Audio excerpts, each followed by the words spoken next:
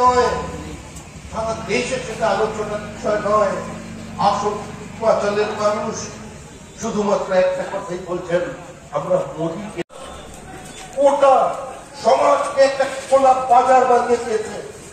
একটা সরকার 5 লক্ষ সরকারি পদকে ধ্বংস করে দিয়েছে। একটা সরকার ভারতবর্ষের মাটিতে দাঁড়িয়ে ভারতবর্ষের মানুষের ছোট ছোট কথা, ছোট ছোট ব্যথাগুলোকে আজকে পার্লামেন্টের 4 দেওয়ালের মধ্যে পৌঁছতে পারে পর্যন্ত মেনে দিয়ে আসতে পারি। কিন্তু দয়া করে রাগ করবেন না, আমাকে ফিরিয়ে দেবেন। তিনি পশ্চিমবঙ্গের প্রতিদ্বন্দ্বিতা করছেন, 42টা কেন্দ্রে প্রার্থী দিয়েছেন, আর সর্বভারতীয় ভুল করে থাকে। আপনারা অনুগ্রহ করে ক্ষমা করবেন, আমার দিকে তাকাবেন, আমাকে ভোট দেবেন, আমি প্রার্থী, আমি শাসক। কেউ বলেননি যদি ভুল হয়ে থাকে আমি ঠাকুর মারতে পারেন। 542টা আসনে নির্বাচনে প্রতিদ্বন্দ্বিতা করছেন, তার নেতৃত্ব দিচ্ছেন নরেন্দ্র মোদী। মুখ্যমন্ত্রী 42, নরেন্দ্র মোদীর 542।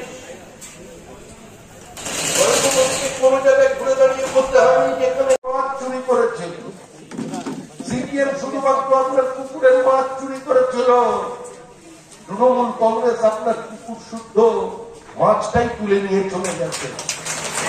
আর আবার যদি তৃণমূল কংগ্রেসকে দেন, দেশের যে প্রথম যেখানে ভোট হয়েছিল 19 এপ্রিল থেকে গোটা দেশে এবং আমাদের 4 জুন গোটা ভারতবর্ষের 543টা লোকসভা আসনের ভোট গণনা হবে।